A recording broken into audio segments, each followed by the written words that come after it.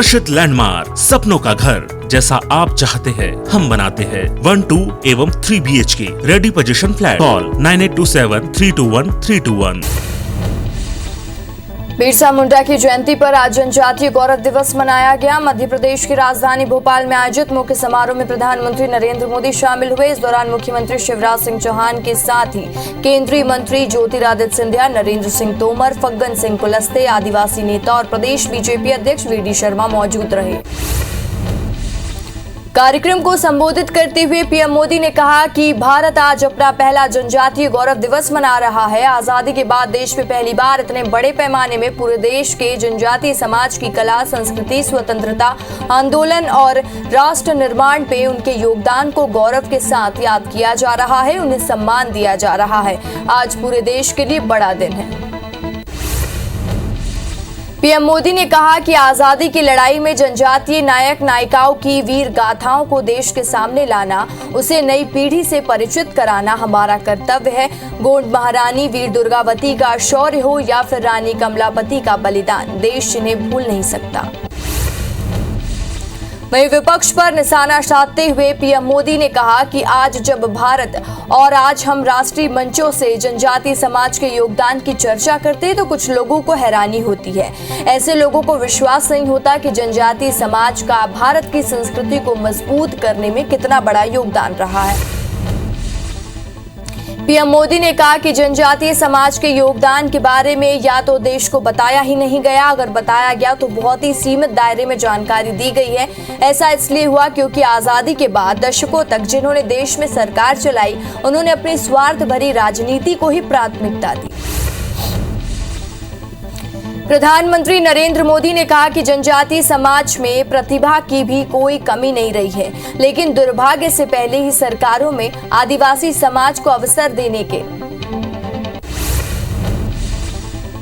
वहीं प्रधानमंत्री नरेंद्र मोदी ने मंच से रतलाम जिले के बनने वाले एकलव्य आदर्श आदिवासी स्कूल का डिजिटली शिलान्यास किया। प्रधानमंत्री नरेंद्र मोदी ने गौरेला पेंड्रा मरवाही जिले को भी एकलव्य मॉडल रेसिडेंशियल स्कूल की सौगात दी है। भोपाल में आयोजित जनजातीय गौरव दिवस महासम्मेलन में वर्चुअल माध्यम से शिलान्यास कार्यक्रम आयोजित किया गया। वहीं सीएम शिवराज सिंह चौहान ने कार्यक्रम को संबोधित करते हुए कहा, एक जमाना था जब एक पार्टी राज करती थी, उसने एक खानदान के अलावा आजादी की लड़ाई का श्रेय और किसी को नहीं दिया। भगवान बिरसा मुंडा का सम्मान संपूर्ण जनजातीय समाज का सम्मान है। भोपाल के रानी कमलापति रेलवे स्टेशन के रूप में देश को वर्ल्ड क्लास रेलवे स्टेशन की सौगात मिली है। प्रधानमंत्री नरेंद्र मोदी ने इस सर्व सुविधा युक्त रेलवे स्टेशन का लोकार्पण किया। रानी कमलापति स्टेशन के उद्घाटन के साथ ही पीएम मोदी ने गुना गौरियल रेलखंड का विद्युतीकरण और भोपाल बरखेड़ा रेलखंड का तिहरीकरण और इंदौर उज्जैन के बीच 2 नई मेमो पैसेंजर ट्रेन की शुरुआत की। पीएम मोदी ने इंदौर और उज्जैन से मेमो पैसेंजर ट्रेन को हरी झंडी किया। रानी कमलापति स्टेशन को लेकर पीएम मोदी ने कहा कि इस रेलवे स्टेशन का सिर्फ कायाकल्प ही नहीं हुआ है, बल्कि रानी कमलापति जी का नाम इससे जुड़ने से इसका महत्व और भी बढ़ गया है। प्रधानमंत्री नरेंद्र मोदी कल पूर्वांचल एक्सप्रेसवे की सौगात देंगे। 341 किलोमीटर लंबे पूर्वांचल एक्सप्रेसवे योगी सरकार का मेगा प्रोजेक्ट है। उद्घाटन के बाद आधे घंटे का एयर शो होगा। केंद्र सरकार के कामकाज में सुधार लाने के लिए 77 मंत्रियों को 8 ग्रुप में बांटा गया है। सूत्रों के मुताबिक ये फैसला कैबिनेट की बैठकों के बाद किया गया है, जिसे चिंतन शिविर का नाम दिया गया है। बैठक की अध्यक्षता प्रधानमंत्री नरेंद्र मोदी ने की थी। केंद्रीय वित्त मंत्री निर्मला सीतारमण ने राज्यों के मुख्यमंत्री और वित्त मंत्री के साथ वर्चुअल बैठक की। मीटिंग में कोरोना के बाद इकोनॉमिक ग्रोथ को लेकर चर्चा हुई, जिसमें छत्तीसगढ़ के सीएम भूपेश बघेल भी शामिल हुए।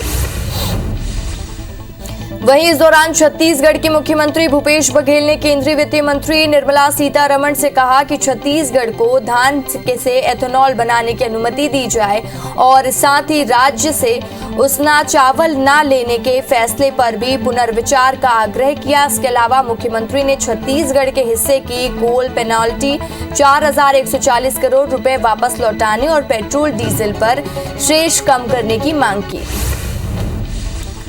सुप्रीम कोर्ट ने पॉल्यूशन की समस्या पर केंद्र और दिल्ली सरकार को फटकार लगाई है। कोर्ट ने प्रदूषण के मामले पर सुनवाई के दौरान दोनों सरकारों को कहा कि वे जल्द से जल्द प्रदूषण को रोकने के लिए सख्त कदम उठाएं। कोर्ट ने दिल्ली सरकार से कल तक जवाब मांगा है। वहीं केंद्र सरकार से कहा है कि दिल्ली, पंजाब और हरियाणा सरकारों को एक साथ बिठाकर प्रदूषण की समस्या का हल निकालें। लखीमपुर हिंसा के मुख्य आरोपी केंद्रीय गृह राज्य मंत्री अजय मिश्रा के बेटे आशीष मिश्रा और 2 अन्य आरोपी की जमानत पर सुप्रीम कोर्ट में सुनवाई हुई। इस दौरान कोर्ट ने केस की मौजूदा एसआईटी जांच से नाराजगी जताई है। अदालत ने यूपी सरकार से जांच के लिए बने विशेष पैनल को अपग्रेड करने को कहा है। दरअसल इस पैनल में ज्यादातर अधिकारी लखीमपुर खीरी से ही हैं। महाराष्ट्र के पूर्व गृह मंत्री अनिल देशमुख को मनी लॉन्ड्रिंग केस में आज 14 दिन की न्यायिक हिरासत में भेज दिया गया है। देशमुख की ओर से जेल में घर के भोजन की मांग की गई। इस पर अदालत ने कहा कि पहले आप जेल का खाना खाइए, सही नहीं रहा तब इस पर विचार होगा। बता दें कि अनिल देशमुख की ईडी की हिरासत आज ही खत्म हुई थी।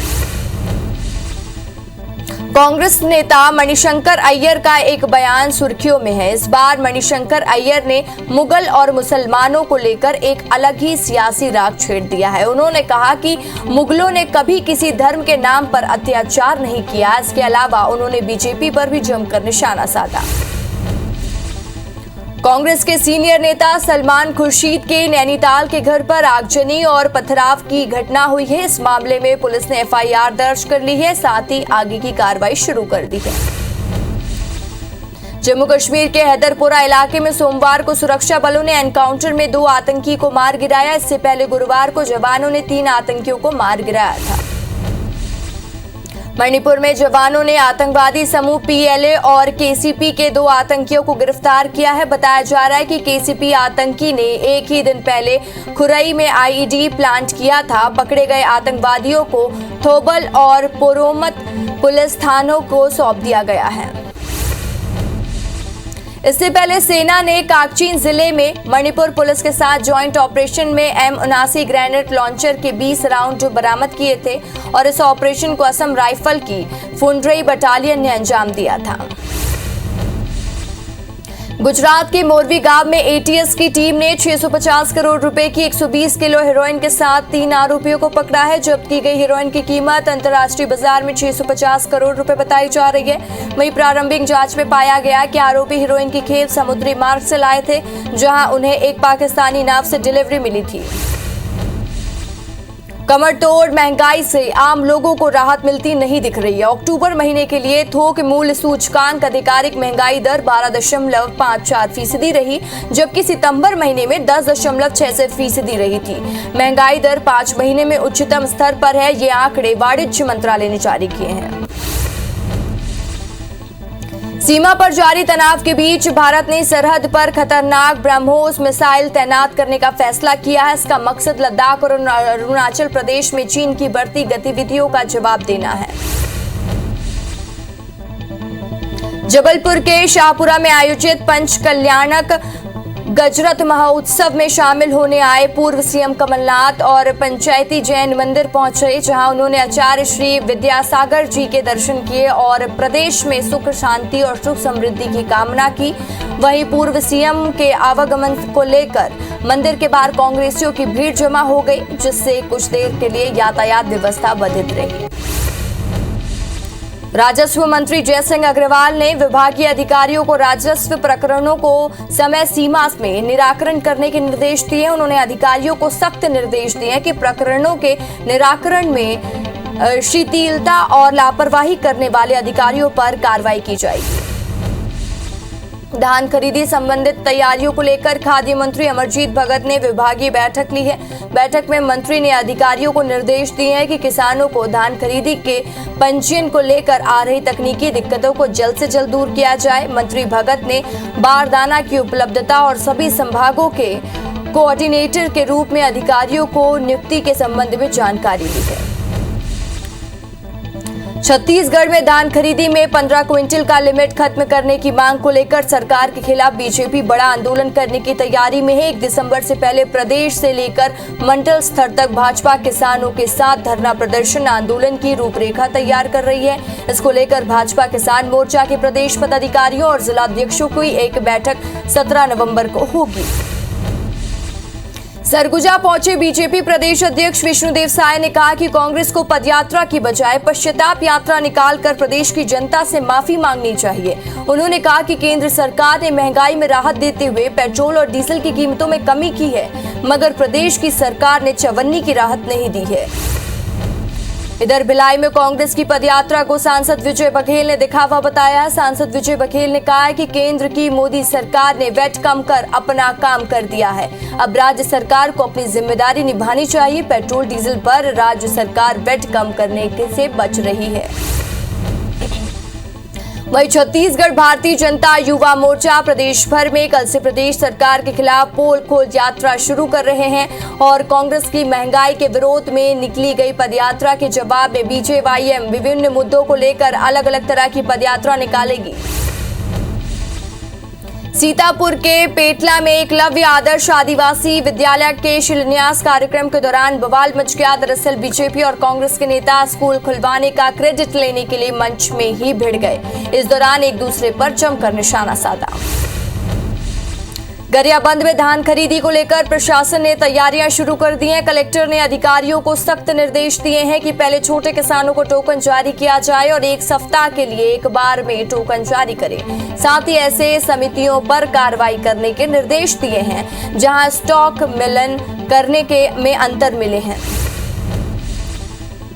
बलरामपुर जिले में आदिवासी समाज के भगवान माने जाने वाले बिरसा मुंडा की जयंती धूमधाम से मनाई गई। शंकरगढ़ के हाई स्कूल खेल मैदान में आयोजित कार्यक्रम में भाजपा के प्रदेश अध्यक्ष विष्णुदेव साय, केंद्रीय राज्य मंत्री रेणुका सिंह समेत दूसरे प्रदेश से आए अतिथिगण शामिल हुए।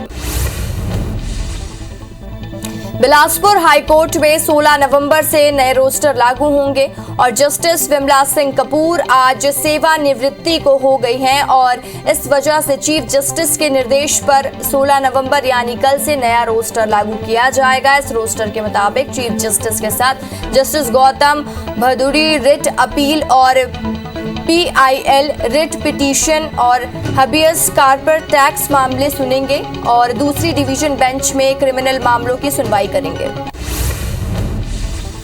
कटनी में IBC 24 की खबर का एक बार फिर से बड़ा असर देखने को मिला। शिकायत दर्ज नहीं करने पर कैमूर थाना प्रभारी का ट्रांसफर किया गया। दरअसल भाजपा नेता गणेश राव ने 20 मार्च 2021 को थाना प्रभारी को कुटर रचित और लेटर पैड बनवाने वाले की शिकायत की थी, लेकिन थाना प्रभारी ने कोई कार्रवाई नहीं की।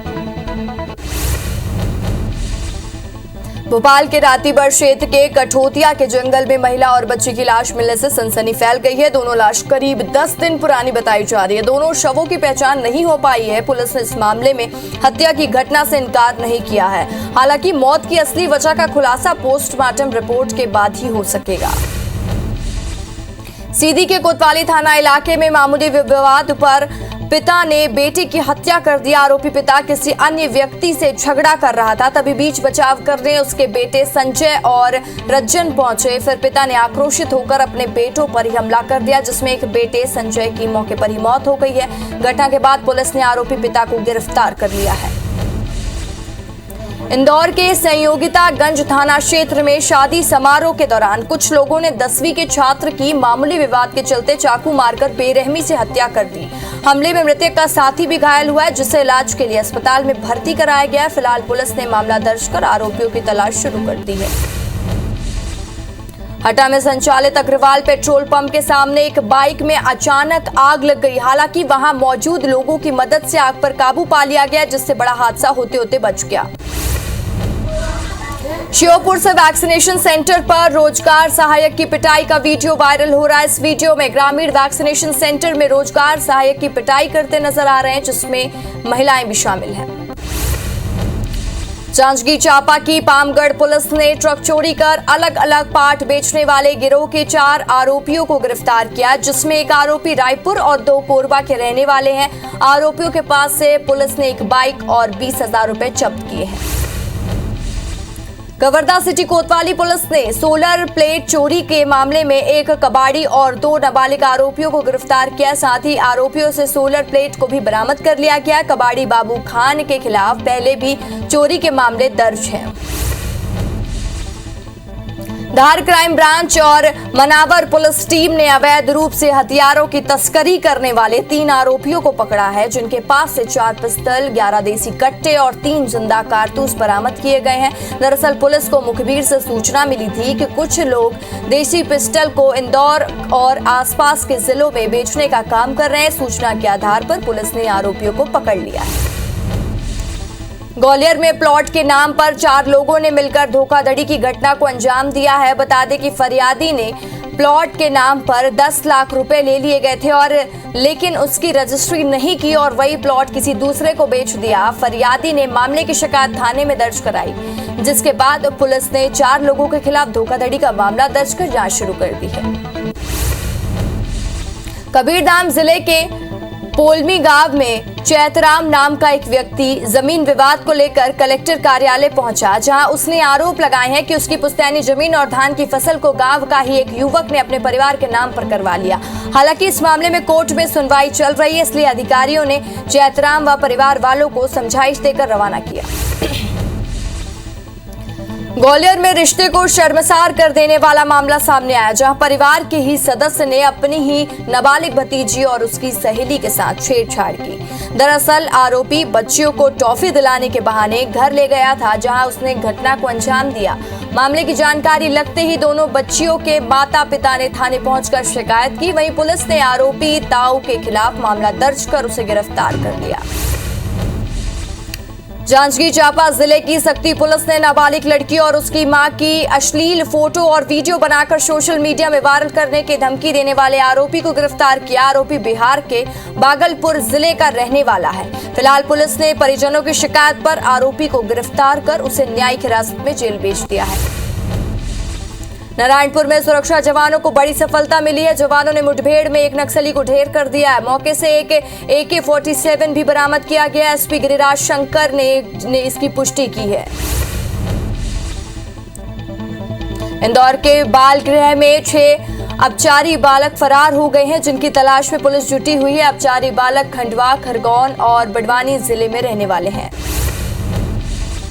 मुंगेली जिले के लोरमी इलाके के जंगलों में हाथियों के आतंक को देखते हुए वन विभाग पूरी तरह से अलर्ट नजर आ रहा। वन विभाग हाथियों से बचाव के लिए जंगल के अंदर बसे गांवों के नुक्कड़ नाटक के जरिए ग्रामीणों को जागरूक करने का काम कर रहे हैं और नुक्कड़ के जरिए ग्रामीणों को हाथियों से बचने की समझाइश दे रहे हैं।